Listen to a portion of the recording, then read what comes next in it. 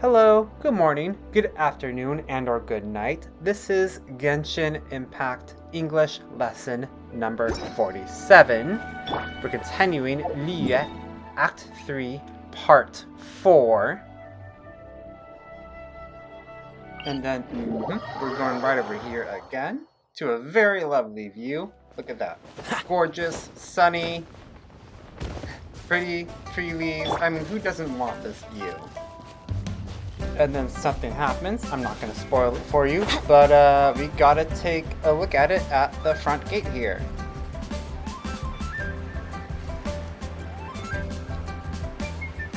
And then, hello, good guys, bad guys, punch attack. Yeah, what's up? Ah, you're the consultant to Wangsheng Funeral Parlor. Mr. Zhongli, I presume. The Millilith are watching our every move now. These are desperate times. We mustn't act rashly. Rashly, another way of saying impulsively. Desperate times? The Adepti of Joyun Karst are finally on the move. Do they intend to exercise force? Most likely. I've heard that some members of the Qixing have already gone to meet them. Well, I say meet, but it's more like they're attempting to stall the Adepti outside the city. However, both sides were quite obstinate and hit an impasse. A great word in your vocabulary. Obstinate. Adjective. Meaning stubbornly refusing to change one's opinion, behavior, or chosen course of action, even when faced with reasonable arguments or evidence to the contrary. All of us went through this situation before. The obstinate child refused to eat any vegetables, no matter how hard her parents tried. In conversational settings, someone would say obstinate when they're met with rhetoric, such as another situation and another example sentence. Despite the overwhelming evidence, he remained obstinate and refused to admit he was wrong. Such as in a debate. To hit an impasse means to reach a point in negotiations or projects or discussions where the progress is now blocked because no agreement can be reached. In case you're curious, impasse comes from French because impasse means that it's a deadlock or stalemate, a dead end. In real life, people would say, oh, we had an impasse. It would be usually in negotiations. More likely in government, where a news article is using that phrase. And in that article, or whatever news, it could say, Country A and Country B appeared at an impasse over blank issue. It seems inevitable, given the current situation. The Adepti do not acknowledge the Qixing. They only acknowledge the contracts of the Geo-Archon. If the two sides come to blows, Liyue Harbor will be in no position to stop them. Come to blows, if there's a fight of some sort. Surely the Liyue Qixing are not the sort to give in so easily. Their boneheadedness is known throughout the lands. Yet it's because of that obstinacy that mortals and Adepti are now on the verge of conflict. Boneheadedness, meaning they are so stubborn, they are completely stubborn. And like obstinacy is just the noun quality of being obstinate. A person who's working with those negotiations could say, what obstinacy, these two teams or countries or other sorts cannot meet an agreement. Saying that someone is a bonehead or has boneheadedness in this case is considered rude. And look at this Fatui guy talking. He is a rude character. In real life, refrain from saying that someone is a bonehead because it is typically considered very, very, very rude. It's like saying you are so stupid and foolish and brainless. All slang has tonation in English from when you really mean it and from when it is sarcastic. Sarcastic example, like if you're in a video game and an NPC says, Ugh, look at this bonehead trying to take a shortcut that clearly goes through a muddy puddle. Oh, what am I gonna do with him? And then with intent, when I really mean it, example, if you honestly believe that the world is flat, I had to say that you are a total bonehead. And again, this is just an example. I'm a really good actor, but I do love going over slang, and in English, it's a huge deal. English, there's so many things in slang that is very fun to go over. And what now? How is it that the Fatui have come under fire? That's all Ningguang's doing. She proclaimed that in these tumultuous times, the Millelith must rein in the actions of the Fatui.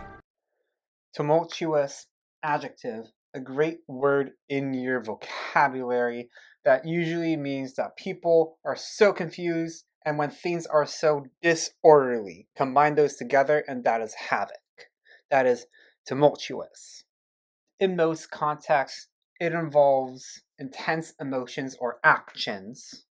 Yeah, and in this example here, mostly, even in real life, used for political and historical turmoil in these tumultuous times, blah, blah, blah. And then in the second half over here, to rein in the actions of means to take control of a situation, just because this is a very tumultuous state. Only now do they want to start keeping tabs on us? That's the Qixing for you. To keep tabs on someone, meaning to keep watching them or spying on them. Not inherently with those uses, but it could be used to softly monitor or track a situation or someone. Such as parents are being very ornery with their teenager, saying, we need to keep tabs on our son. We don't know what he's doing on social media. Anyway, Mr. Zhongli, you're one of Child's close associates. Please understand that your actions will reflect on us. Don't let anyone catch you off guard. It looks like things are about to boil over Liyue Harbor. Awesome thing to go over here. To boil over. Things are about to boil over. Things are about to happen here. Something's going on. Something very... could be something exciting. Could be something very dangerous. Things are about to boil over is a common idiom describing a tense situation that has reached a critical point where it can no longer be controlled. And oh yeah, it always gets interesting. Do you intend to use your neutral identity as an intermediary between both sides? Or will you use your sword to turn the balance? Intermediary, noun, a very formal way of saying a mediator who acts as a link between people in order to bring an agreement to something. Not really said as often, but said in business and government to describe a person or organization that acts as a go-between, a broker, or a liaison to two other parties. While it is a good word, I doubt this word is used anymore conversationally in government or business, just because even if it's very formal in government or business, they'll just usually say a liaison, a facilitator, or a mediator, just because it's just a little easier to communicate. The most common way in formal settings to use this word would be this phrase, we need a policy intermediary, or we need to establish a partnership intermediary. Both sentences which imply we need a mediator for this. Neither path is an easy one. Oh, by the way, Mr. Zhongli, we've heard that the Wangsheng funeral parlor has also been caught up in all of this. They're currently squaring off with the authorities at the gates. Things are taking a turn for the worse. I'm afraid I must leave now to handle things back at Wangsheng funeral parlor. I hope that Master Hu has been able to keep things under control for the moment. Consider your next course of action carefully, traveler. If you're trying to prevent an explosion, it may be wisest to look for the fuse first. Find the fuse first, meaning we need to identify the problem. Well, not an idiom or phrase. Zhongli is just being figurative, not to be confused with blow a fuse idiom, which means to lose your temper. It's the opposite. Whew. Having connections with the Fatui seems to be quite the double-edged sword. Double-edged sword idiom, which means describing a situation that has a positive and negative consequence. The best example could be social media as a double-edged sword. It connects people, but it also spreads misinformation. A popular idiom that is said in our daily lives in America and in Britain, it helps communicate an argument with evidence, listing the pros and cons clearly. So what does Zhongli mean by looking for the fuse? Oh, Paimon gets it! If there's anyone that wants to see the whole city turned upside down, it's definitely him! He must be waiting for the moment when no one is watching to do something really bad. But where could we find him now? Where would he go at a time like this? Yeah, and let's see what he's up to. Yeah, so right now, around this part of the story, we're at a critical moment, and I would really recommend looking at that character list. If you have anyone better, use them. If you're stuck with, our favorite characters, then I recommend you should level them up first. Bennett, Kaya, of course Lisa. Oh dear, let's try to... I don't know, this is pretty good. We'll just have to level up that Emerald Orb soon. Cool Steel. Not much I can do about that, but you gotta keep leveling that up. And then we wanna make these level 2.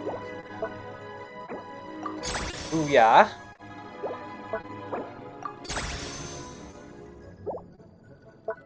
Yep, and then Lisa, Bennett, and Traveler. Let's see. Oh boy, my more. I have everything but more. The core issue that you might hit into in this game. Well, that's okay. I'm gonna work on that soon. But you know, the point being, take a look who you have for the incoming boss fight. And yes, use C2 and Nemo Traveler. That's very useful when you can. And then what I recommend is, this is kind of going to be your first tough boss fight. Attempt it first, and then do the retry, and then lower the boss level. But this is one of those boss fights where if you lower the boss's level, it won't punish the world level. So take advantage of that. And then we're going to the Golden House. You could teleport to the Jade Chamber and glide to there, or you could glide from this teleport over here if you just want a beautiful view. Just because I'm a sucker for beautiful views. And yep, that's where we're going.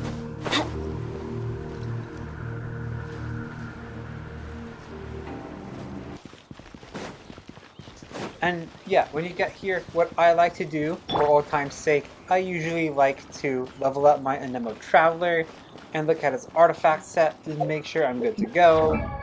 You won't have much, so I recommend you just take a peek. Maybe you found something and you need to switch artifacts, because sometimes that's what you need to do. This is just for a first time test, so yeah, go with these set of artifacts. The Bone Goblet, Lucky Dog, the Traveling Set could be good,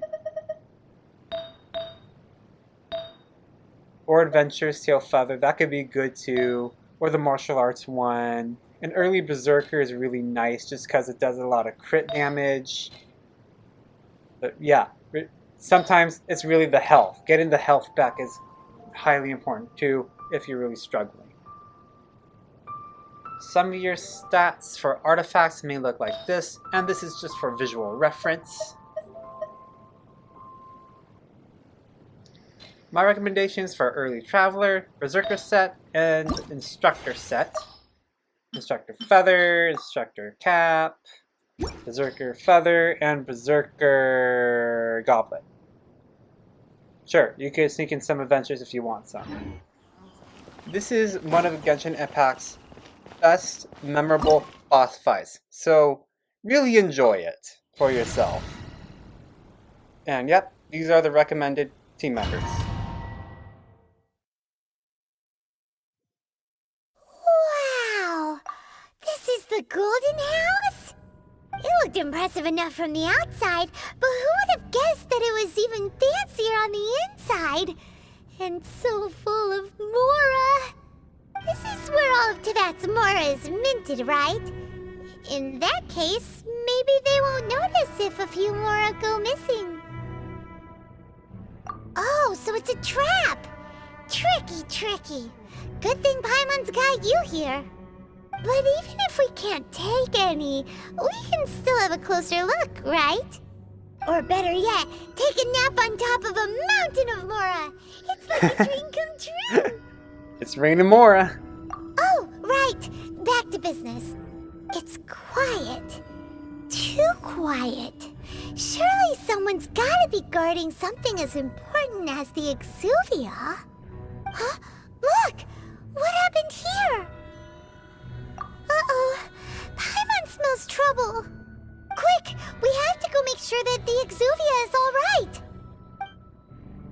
Too bad I can't take that more and level up my artifacts for my entire team and talents. Jeez. Should I get more stamina? Yes, I need more stamina. More sigil searching. You've already fulfilled your task as guides, so why do you still linger here? Haven't you already seen enough trouble for today? Still linger here, meaning that we're waiting here for a long period of time. Huh? Who's there? If you were Fatui, I imagine that you would be entitled to a generous reward from the Tsaritsa herself. But now, you're nothing but dross, and you're in my way. You're nothing but dross, adjective, meaning that we are worthless and useless. He's throwing an insult at us, as if we are scum. As an insult, it's targeted for impurity, where no one has good character or has moral value. A perfect example used in daily life to use the word dross would be this sentence. I spent all Saturday afternoon scrolling through social media, but most of what I saw was absolute dross. That's the best way. Where should I start? Well, I've never been one to beat around the bush, you know. But who could have possibly guessed that the god of Geo would mysteriously perish the very moment I arrived in Liyue, and that the Exuvia would subsequently be hidden away?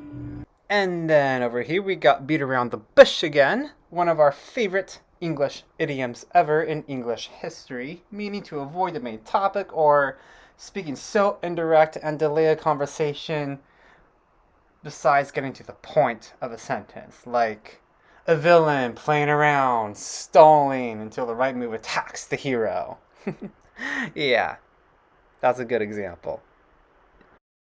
Best real-life example sentence. Let me give you a little scenario, such as you might learn going to car dealerships, and you can't just say, I want to buy a car, so you kind of need to make a case, a salary, or sometimes very indirect stuff. So let's play a sentence example. Yeah, about yesterday, I was in the car dealership, and in order to get what I really wanted, because it was at a really good sale price, I had to beat around the bush to get the best deal. And let's say, from that sentence, I'm talking to my dad, because he taught me how to buy a car. And also, this YouTuber knows what he's talking about. Because, yes, it is. You do have to beat around the bush to get a car, usually, to buy a car. Especially when it's a little around the end of the month, but not quite. Am I beat around the bush from this idiom? Yes. And then here we have subsequently, which is a very common adverb when you get very good in English. It means after a particular thing has happened. Despite what the Oxford Dictionary says and Merriam-Webster says, it's a very neutral word in informal and formal settings.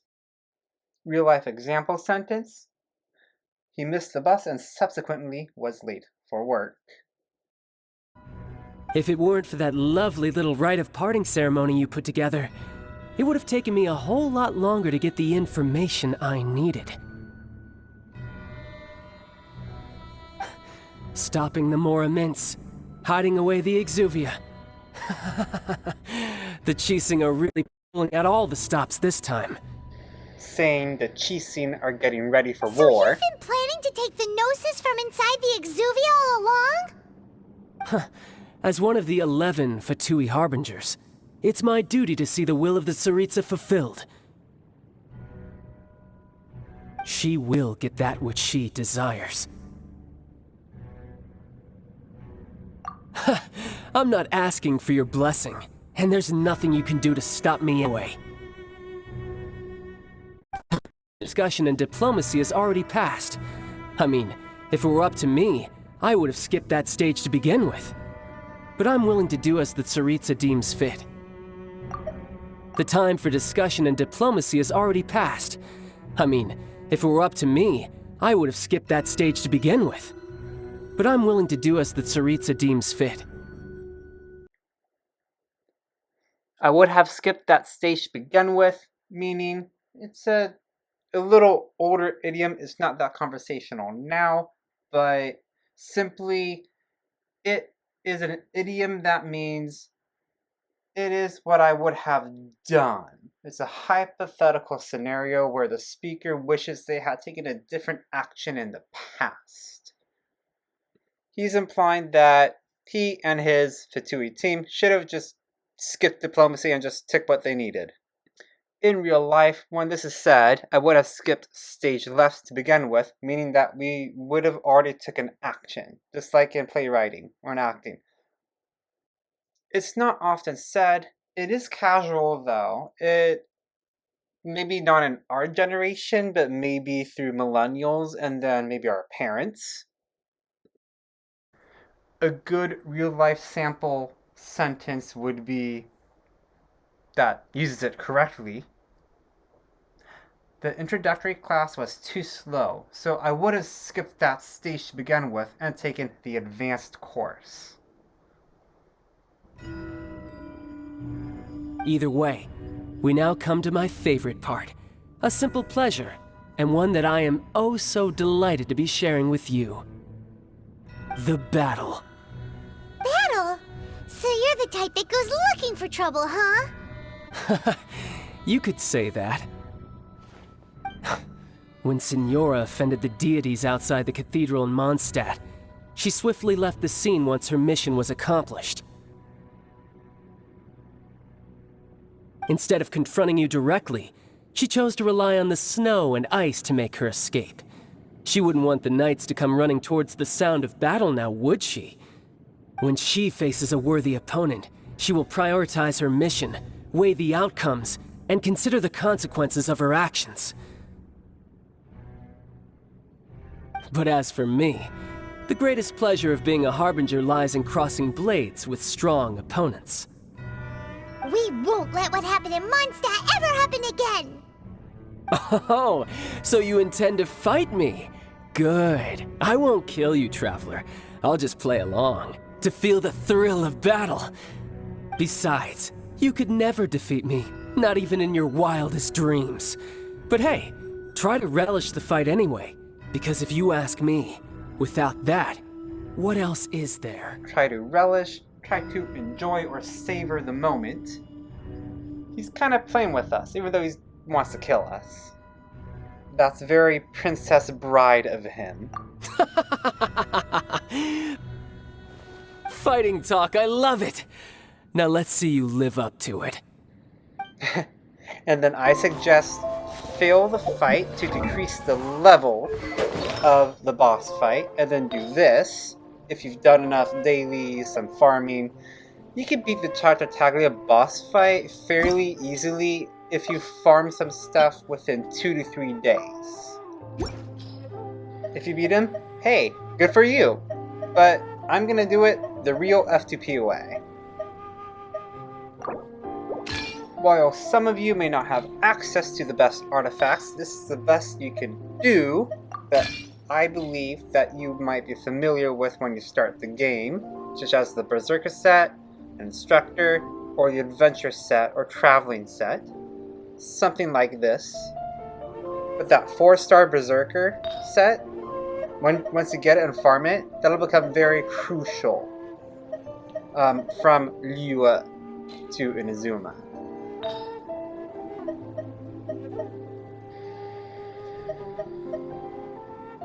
And there we go. 2 Instructor and 2 Berserker. Mainly. And then we know where to go from here. Most of the team stats are relatively the same. The only change was just increasing Bennett just a tiny bit from another Berserker set. And Kaya. Fighting talk, I love it! Now let's see you live up to it. This chance is hard to come by, so show me all you've got. So very few ever get the chance to square off with the Fatui Harbinger. So come now, amuse me, and don't you dare disappoint. Yeah, and then during the fight, he's extremely weak to Lisa's electro attacks and Kaya's cryo, which is why you need Traveler and Nemo just to worsen those. Bennett's there for survivability and some increased vaporize or melt damage. Get close or get far. You wanna... The tough part is when he unleashes his whale. Yes, that far range attack, you gotta watch out for that and not die. You have to build up Bennett pretty early. Get some Kaya because we need to get his burst over here too. You've made some progress. I got Lisa, I'm so sorry. Come on, come on! Come on! Come on, let's do this! Oh my god. No, no. Oh god. I can do this. I can do this. I can do this. And then... Oh, god. Just die! And, yep, you want to watch it for that. And when it lands, you want to jump to avoid damage. Yep, we go around him, get close, use Kaya, and... Yep, Bennett. Come on. Come on. Oh yeah, yes, yes, yes. I couldn't upload my other one because I was cursing too much. So I'm doing the bare minimum of swearing here. Keeping it clean. Now, show me what you can do against the might of a Harbinger. Yeah, sure. I'll show you. Show him, Kaya. Yeah! Let's light it up. And swirl and super conduct. And yep, we're almost... Oh yeah, we're doing really good over here. Sometimes you have to swirl, and then that electro thing, you gotta try to figure... I never got that part out really over all these years. You just kind of have to take that damage and select your high HP character.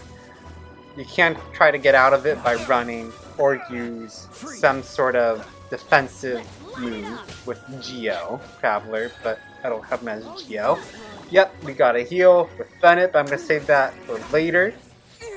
For this, because we need to go after this cutscene. Not bad. Your swordsmanship is quite impressive. But that's about as far as you'll get.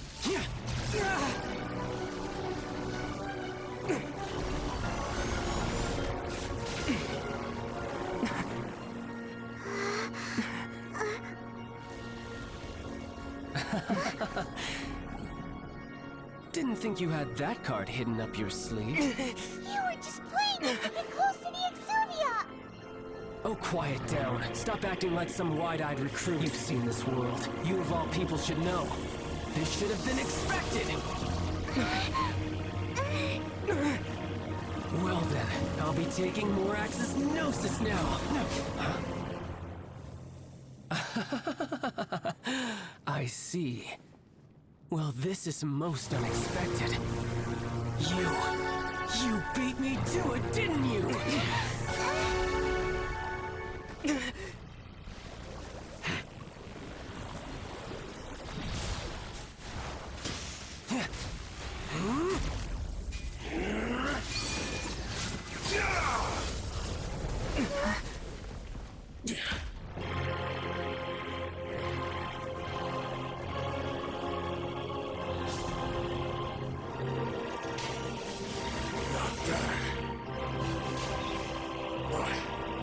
This is going to cost you!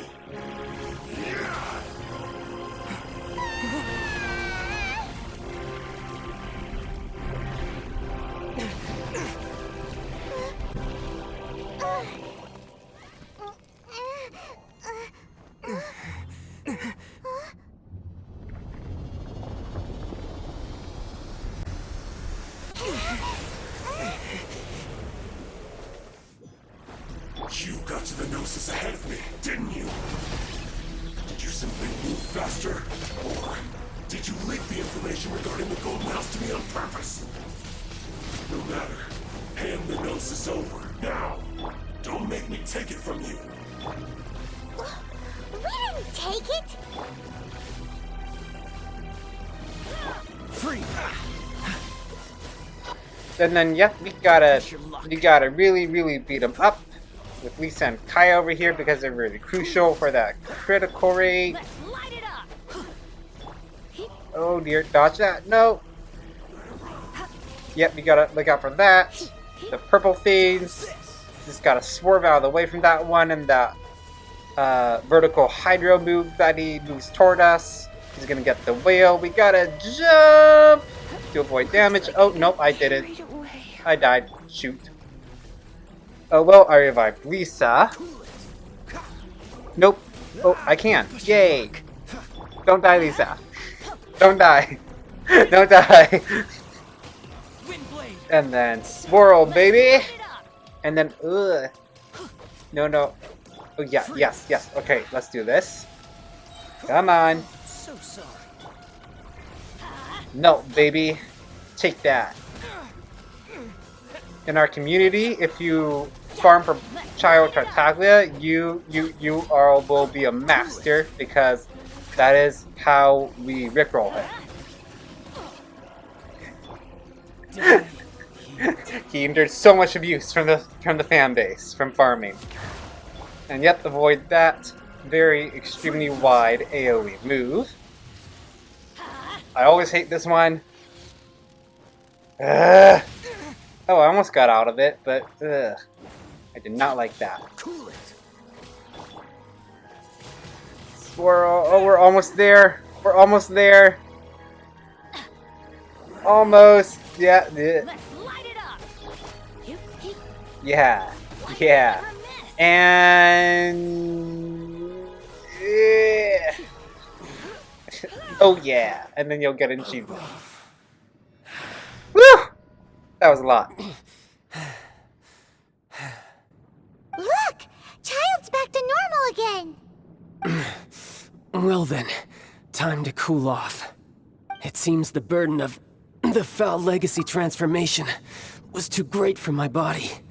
I lacked the opportunity to think this through. Yeah, we whooped your butt, buddy. And now that I consider the matter more carefully, you never had any chance of beating me to the Gnosis. You had no connection to the Gnosis, no matter where it had been taken. That's what we've been trying to tell you! We didn't take it! Your show of ability today far surpasses that of Signora's initial assessment of you in Mondstadt. Tell me, how could that be? You already know the answer, don't you? I can see it in your eyes. I can see it in your eyes is a figure of speech, meaning that he can see right through us. He can literally predict our personality and what we're going to do. A real life scenario could be, a mom telling a daughter about her, her list of all the college schools she wants to go to. And the mother says to her daughter, even if they're looking at everything and every possibility, the mother could say, as an example, I can see it in your eyes. You really want to go to NYU. But if that is a secret you wish to keep, I guess I'll just have to curb my curiosity. Curb my curiosity is another idiom, which simply means I kind of need to control my curiosity. In a formal definition, is to control or restrain or limit one's desire to know about something, often to avoid being nosy or prying or wasting time in unnecessary information. That's the formal definition of it. When and how this idiom is used in real life, well, it's usually sometimes like as if during a formal tea time and two women discuss their lives, and woman A is asking woman B about woman C's love life. But when woman C enters the scene, because woman C is in the scene and there, woman A says to woman B, I guess I have to curb my curiosity. Cheerios, I have some other things to do. Hello, woman C. You should try the peach iced tea here. Farewell. That scenario and sample is the best and used. This battle has already left me satisfied. Anyone who strives as I do to grow stronger shall be called a friend, even if our friendship can only be shown in battle against one another. Friend, you tried to kill us. Pretty sure that's not the normal way to make friends. Unfortunately, I must bring this amiable conversation to an end. My quest still beckons. Amiable, friendly. There's many uses to use beckons, and in this one, it just means to come near. My quest still will come near. Because he's using it in third person. Beckons is third person for to signal or to summon or invite someone to come closer or follow, usually through a gesture. There's not really a whole lot of cases to use this formally or casually in real life, but in mythology, in translation from other mythology, it could be like the thunder beckons as Thor picks up his hammer. Given that the Gnosis wasn't taken by anyone, then we must look once again to the beginning. Perhaps it was never in the Exuvia to begin with. In fact, it might be that the Exuvia was just a diversion of sorts. What? So you mean that... Yes, it appears so. Interesting to say the least. It seems that the guardian deity of the capital of commerce is also well versed in little maneuvers beyond the boundaries of contracts. As such, we must now look to our backup plan. Backup plan? What backup plan? backup plan? Paimon, do we have a backup plan? I had hoped it would never come to this, for the weak will be swept away in the process. The truth is, the world belongs to those who pursue strength. I seldom willingly involve myself with the weak. I seldom willingly involve myself with the weak. So he's saying, and what this phrase means, if we break it down from seldom willingly involve, it means that seldom, rarely or infrequently, and willingly by choice or voluntarily with desire, and with involve, to take part in or engage in with the weak. And because he pursues strength, so the weak, he doesn't want to be around them. He wants what he truly wants, with power. And then over here in a more intermediate perspective, seldom is the adverb here and willingly is the adverb here. Both of which adverbs modifies the verb involve by telling in what manner the action occurs and how often. He never hangs out with people beneath him. Weak. Unfortunately, We cannot be picky about our methods as Fatui harbingers. Children must all learn to eat their vegetables sometime. He's being very playful with the last one. He doesn't want to resort to something ugly or distasteful as an end result. So what are you planning to do? I will awaken the god that lies dormant beneath Guyon's stone forest. A god?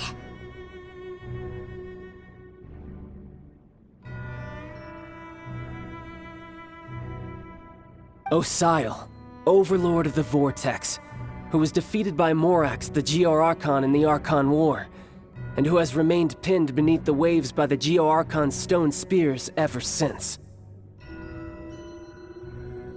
If such an ancient god would be unleashed upon Liyue Harbor, defenseless without the protection of its deity,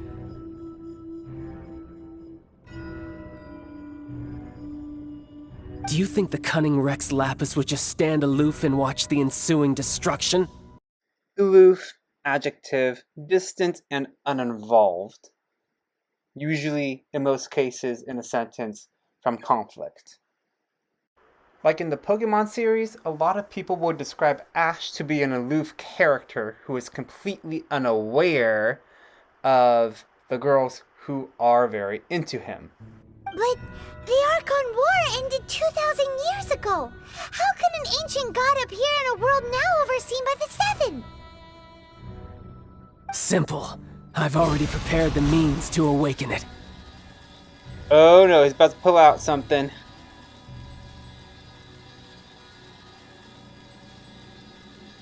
Hey, those are sigils of permission! Oh, Paimon remembers now. The Fatui have been researching them. Indeed. The one that was given to you was just a byproduct of our research. Byproduct, sample. With the power of so many sigils of permission concentrated in one place, along with that which was bestowed upon me as a harbinger by our Tsaritsa, breaking the subduing might of the Geo-Archon spears for a time should be no obstacle. Bestowed upon me, the Tsaritsa gave him power with the sigils of permission. Breaking the subduing, he's breaking the peace. Subduing means many other things, but that's the context here, peace. Using the powers of ancient gods in such a situation fails to interest me, and is largely against my principles. But knowing that such an action will not only force the Geo-Archon to show its hand, but you as well, that makes matters a little more intriguing.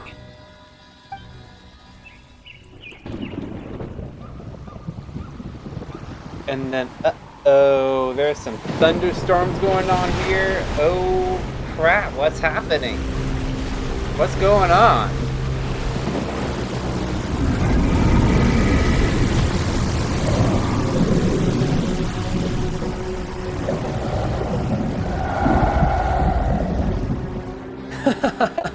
Let's see. Will the nation that has lost its deity be swallowed up by an ancient malice once more? If you wish to drown together with the people of Liyue, you're free to stay and enjoy the show. Huh? He's already gone. That guy is fast. What's going on?